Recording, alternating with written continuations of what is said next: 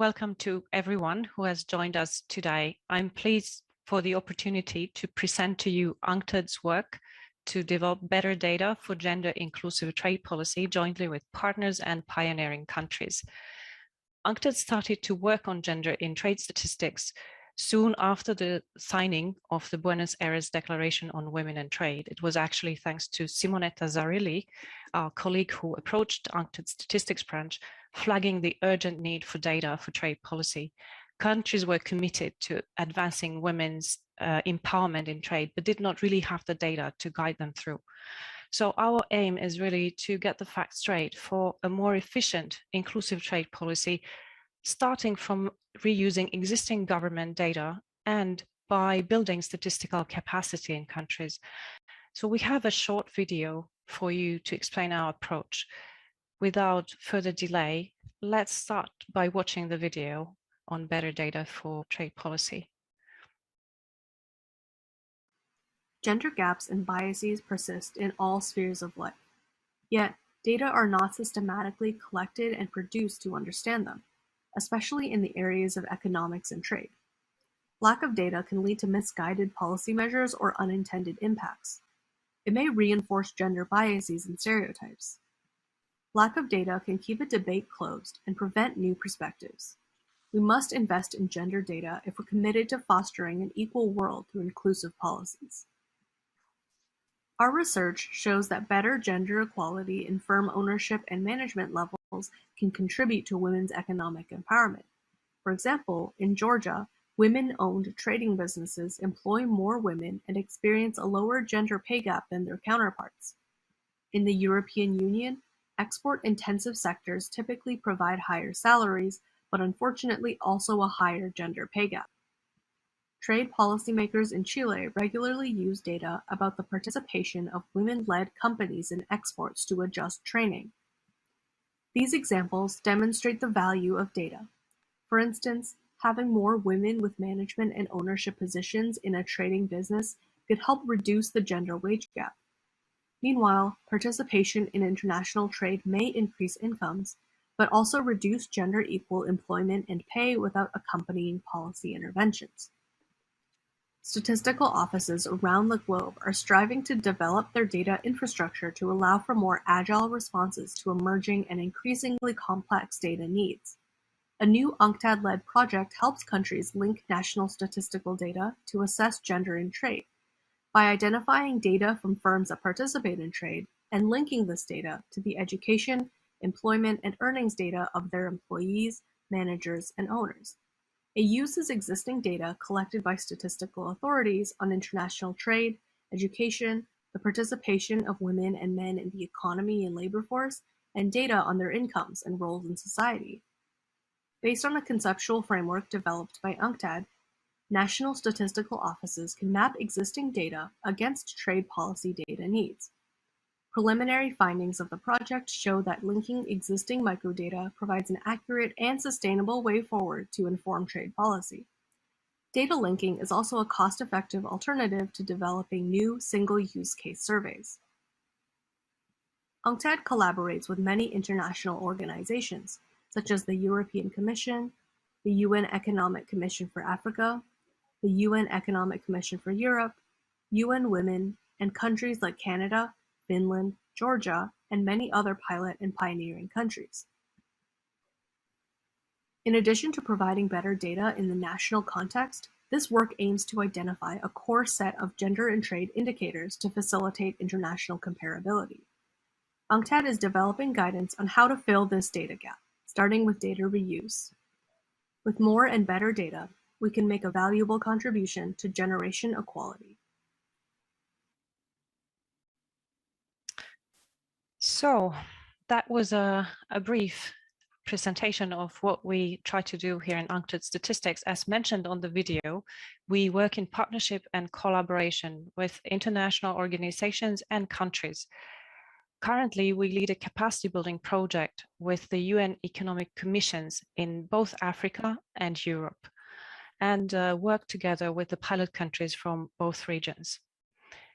In addition, we have a project with the European Commission's DG Trade, where we look at ways to link existing data and statistics for better insights about women and men in international trade. We also look forward to helping other interested countries to get started in compiling gender in trade statistics to inform their national trade policy. The issues really are different in each country depending on their role in international trade and on the distribution of work in the labor markets. And the usual, the general gender equality conditions in each country will affect women's and men's trade participation as well. So there's no one solution fits all. We really need to look at each country. So please do contact UNCTAD if you would like to engage in this initiative to advance data availability in your country. Today, we are honored to be joined by two distinguished experts from Georgia and Chile, who have kindly agreed to share with us their findings and experience from pioneering work in developing gender in trade statistics. Please let me also encourage you to post your questions in the Q&A function during the following interventions so that we can answer your questions, if any.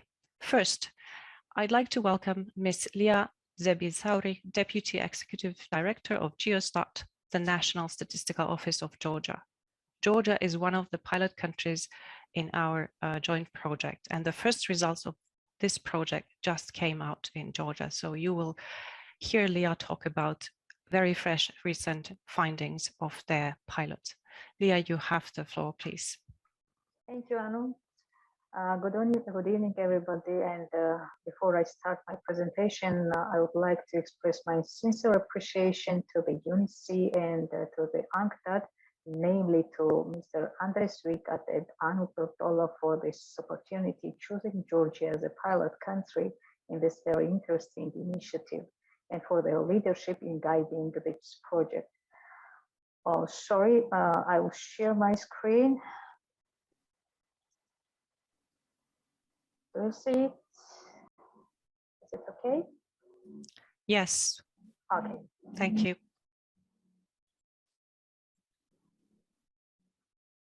So actually, gender is one of the most discussed topics in Georgia. And I remember from my last year presentation about measuring asset ownership and entrepreneurship from the gender perspective, I mentioned one of the future activities, and it was assessment of possibility of producing international mention-based trade indicators disaggregated by gender. And now here we are. So when we look at this slide, importance of international trade for the Georgian economy is obvious. The trade to GDP ratio exceeded 100% over the last 5 years. So availability of trade indicators disaggregated by different variables, including gender, is crucial and critical for the country's economic and social policies. In this context, gender aspects of trade statistics become very relevant with the view of addressing the issues of welfare and equality. In Georgia, as Anu already mentioned, it was the first attempt to analyze trade data from gender perspective, and initially the sectoral analysis of a number of exporting industry have been performed. The next step was microlinking of all available sources of trade data. There is a list of data used in our analysis. It was the foreign trade data, structural business statistics survey, labor statistics survey, and the backbone is statistical business register. As we have a time limit, I will quickly present the key interesting results. For the sectoral analysis, we used 5 sectors. 5 export goods were selected and mapped to the corresponding maize sector. In this case, you can see the share of female employment and the wage ratio. Actually, the share of female employment is quite different for different sectors, but the gender pay gap, the wage ratio, is obviously low in every sector. It's below than 1. We also tried to structure of earnings survey to analyze gender pay gap, as well as the impact is weighted by the employment numbers using the 9 one-digit ISO classification. So we can see actually from this table that for some sectors, it's managers, they have the largest pay gap. and weighted impact, while for other sectors, it might be elementary occupation or some other occupation which produced largest impact on gender pay gap differences. We also linked the data to the statistical business register to see numbers of owners of those companies: women owner, men owner, and legal owners. Almost all traded companies classified either as two-way traders or importers or exporters. Here we can see that number of male owners is higher than female owners for all types of trading companies. So we looked at the share as well as we tried to weight companies by trade volume for 2020. So it turns out that still difference between men and women is huge. Two-way traders, it's a green one, are largely owned by legal entities. Men's ownership of importers is 51%. The trade-weighted ownership share of men exceeded of women approximately 9 times and 5 times in importer. To take into account that two-way traders accounting for more than 90% of imports and exports, this difference is much higher. We also looked at two-way traders and importers' earnings and employment in terms of skill levels. And the main point here is that high-skilled women workers are actually the most protected from gender differences, have the best indicators both in terms of employment ratio and gender pay. So it looks like the qualification is the key issue which reduces gender inequalities. Traded companies, so there are other results from data microlinkage, and they are traded companies with higher women share shows higher employment ratios compared to men-owned enterprises. However, the differences in gender pay were not as straightforward.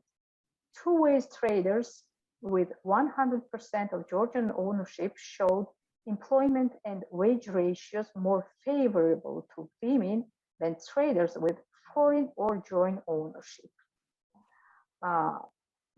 The situation among the importers, the situation was contrary, where companies with foreign or joint ownership registered better women to men employment and wage ratios. And comparison of gender in trade indicators obtained from the sectoral and microlinkage approaches showed moderate differences in wage-related numbers and bigger differences in employment numbers. So about potential use of gender in trade data. The first is expanding the gender statistics and thus achieving the goals of national strategy for the development of official statistics of Georgia for 2020-2023. This is a continuous development of production and dissemination of gender statistics. The second one is further development of evidence-based policies by the Ministry of Economy to consider potential policy actions and for promoting of women entrepreneurship. The Ministry of Economy and Sustainable Development of Georgia has recently adopted the 2021-2025 Small and Medium Enterprise Development Strategy, which includes among a general set of goals, let's say priority 6. This is a promotion of women's entrepreneurship. Currently, the Ministry of Economy doesn't have any trade policy initiative related to gender.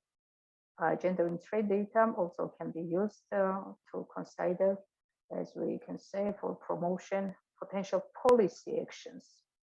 Basically, and attract more users, and basically it was all I wanted to show you. From our side, we express interest and willingness to produce gender in trade statistics indicators and So we are ready for continuous cooperation with international organizations on these topics in the future. Thank you very much. Thank you very much, Leah, for your intervention and for sharing these very recent results from Georgia. It already shows the richness of information you can get by linking across existing statistical data sources. We are very excited and look forward to seeing how these findings will translate into trade policy measures in Georgia. And we're also hopeful that we can repeat the success of your pilot in other interested countries. I'd like to now turn to our second speaker before we address the questions raised. Mr. Nelson Paredes, Head of the Commercial Information Department at the Undersecretariat of International Economic Relations of Chile. Nelson, your team is producing excellent data and analysis about women-led enterprises in Chile's exports. So I look forward to hearing your approach. You have the floor, please. Thank you. Thank you, Anu. Thank you, Anu, for the invitation. We are very happy to be here. I'm going to share my presentation, and from now on, I'm going to speak in Spanish. Thank you.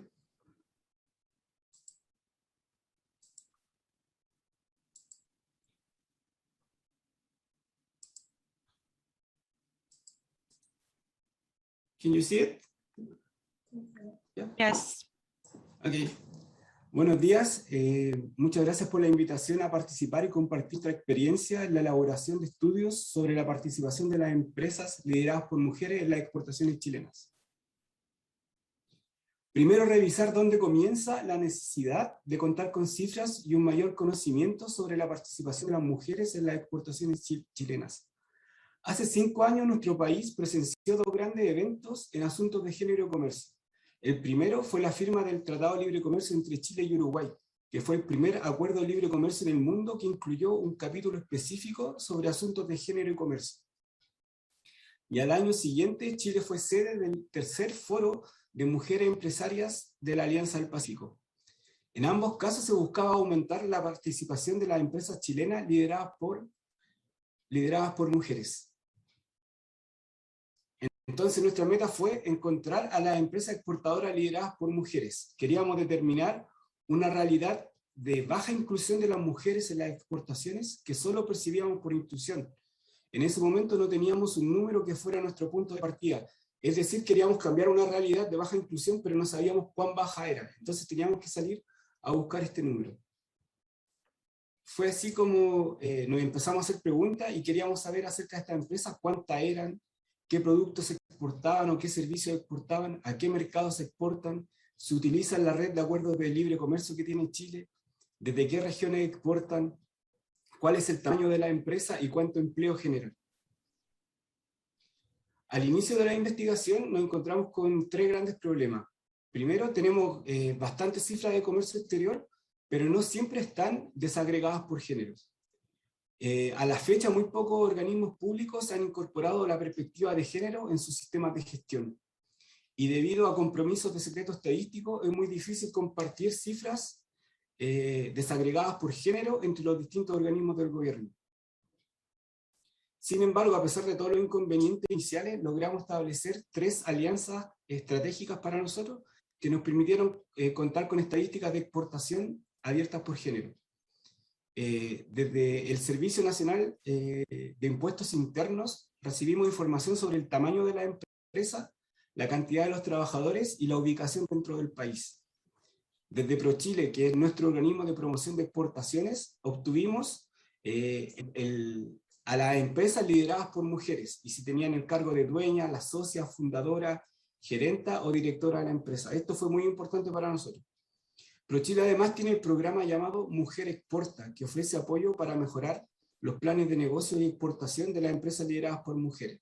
Le otorga capacitación, la apoya en el desarrollo de un plan de negocio de exportación y también apoya en la participación en ferias y misiones comerciales. Y por último, el Servicio Nacional de Aduanas fue otro socio estratégico que nos entregó información acerca de las exportaciones por empresa, qué productos exportaban, qué servicios exportaban, el valor de los envíos, los destinos, los países de destino y la frecuencia de los embarques. Fue así que gracias a la colaboración entre estos organismos públicos pudimos llegar por primera vez a un estudio que nos permitió dimensionar la cantidad de empresas lideradas por mujeres que estuvieran exportando. Fue nuestro primer estudio, le llamamos la radiografía a la participación de las empresas lideradas por mujeres en las exportaciones chilenas. Este estudio nos permitió conocer que en realidad eran 205 empresas lideradas por mujeres que participaban en nuestras exportaciones, que básicamente era el 3% de las exportadoras del país, que el 87% de ellas exportaban alimentos, un 70% eran de un tamaño pyme, y la mayoría estaba exportando solo de la región de Santiago, con muy baja participación en las demás regiones del país. Desde el año 2017 a la fecha ya hemos hecho 4 mediciones o 4 estudios, pero nos dimos cuenta de que a lo largo de las primeras ediciones la realidad se repetía. O sea, teníamos una baja participación del total de exportadoras, mucha concentración en el mundo de los alimentos. Básicamente las empresas lideradas por mujeres no estaban exportando servicios y la mayoría exporta a un producto o a un mercado. Entonces, no queríamos seguir midiendo algo que no iba a cambiar y decidimos en el año 2019 hacer una encuesta, una entrevista que nos diera luces sobre cómo cambiar esta realidad y por qué las cifras eran tan estáticas. Entonces, en el año 2019 decidimos aplicar una encuesta a las empresas lideradas por mujeres para conocer cuáles eran las brechas y las barreras de género en la exportación, para entender por qué las cifras eran tan estáticas y poder generar nuevas actividades para brindarle una ayuda más efectiva y más eficiente. En definitiva, la encuesta nos permitió conocer las dificultades que las mujeres enfrentan en el proceso de exportación. En la encuesta les preguntamos si existía discriminación y en qué instancia. Nos dijeron que muchas de ellas habían sido discriminadas en la negociación con los proveedores locales, al solicitar apoyo de organismos públicos o en la negociación con clientes extranjeros. También les preguntamos cuáles eran las principales barreras en su proceso de exportación y nos señalaron que el desconocimiento de los requisitos y regulaciones, tanto a nivel nacional como en el mercado de destino. También había una gran falta de información de mercados y dificultades para conseguir importadores. También varios empresarios indicaron que le hacía falta un plan de negocios. También preguntamos cuál es la área donde más apoyo requieren e indicaron que las más importantes son el financiamiento para promoción internacional, el financiamiento para cubrir los costos de exportación y capacitación en asuntos de comercio exterior, negocios internacionales e idiomas. Fue así como resultado de esta encuesta que de todas las barreras detectadas se rediseñó el contenido de las capacitaciones del programa Mujer Exporta de ProChile con el objetivo de dirigir los esfuerzos a superar las barreras detectadas en la encuesta. Es decir, gracias a los números que conseguimos nos dimos cuenta que había una realidad que se estaba replicando todos los años, la quisimos cambiar gracias a esta encuesta y ahora tenemos que medir los resultados de ese trabajo, si realmente tuvo un impacto o no, pero lo haremos el próximo año. Bueno, a pesar de los logros alcanzados, aún tenemos grandes desafíos. Chile tiene más de 7.600 empresas exportadoras, pero solo sabemos que 400 de ellas son lideradas por mujeres. Entonces, para superar este desafío, estamos solicitando la ayuda de la OCDE para aprender de su experiencia en la investigación en asuntos de género y comercio y el desarrollo de políticas. También queremos generar más alianzas con organismos públicos y privados para obtener más cifras desagregadas por género.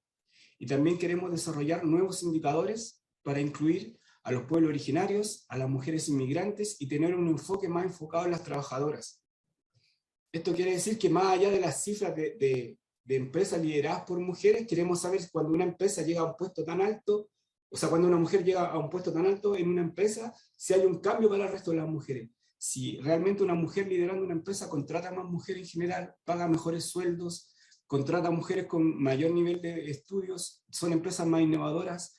Y si una mujer en un cargo de liderazgo también genera un mejor ambiente laboral para las mujeres. Esos son nuestros nuevos desafíos en términos de comercio exterior, género y estadística. Muchas gracias.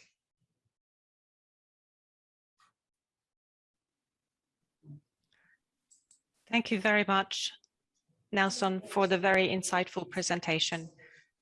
I think it's very encouraging to see how the data gap on women's role in international trade was filled thanks to your work to collect and compile information directly tailored for policy purposes. This is an excellent example to showcase how data can make a real difference for women's empowerment. You started from a policy need, you asked questions, you tried to identify data that already exists, developed then a tailored data collection to really find out what the barriers are. And now this information is being used in the training of female entrepreneurs, and you can also monitor the effectiveness of this policy measure. So I think it's an excellent example. Just very quickly, we have a question about how this data collection may be relevant for women traders facing extreme discrimination and violence. So I could just say here that currently we don't have data linked to international trade and violence against women, but many national statistical offices are involved in collecting data on violence against women. There are specific surveys and methodologies for that. And certainly this is something we can look at within the project. And I think it's a very relevant question. Often we have lots of rich data already available in the government, but sometimes we really need dedicated surveys where we can look at, interview women who trade and ask them what they experienced in participation in international trade. So can we have very quick comments on what you recommend other countries do if they want to get started? From Nelson and Leah, you have 10 seconds each. How to get started from your experience, a tip to other countries. Nelson, please. First is, as you say, to start asking questions. What do you need? What information do you need? What do you want to know about their performance? And why you want to do this? Excellent. And Leah, what's your tip? First of all, we have to have willingness, and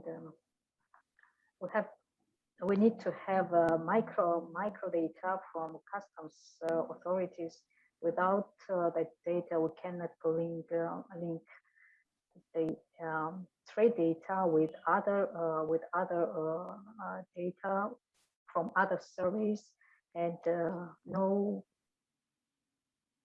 I have no idea if we don't have this microdata and identifiers for our companies. We cannot do nothing in this direction. So it's an important. Yes. And this setup of the national statistical system differs in each country. Therefore, we also need to work in each country and see what's the best solution. Thank you very much to all the speakers. Back to you, Francesca.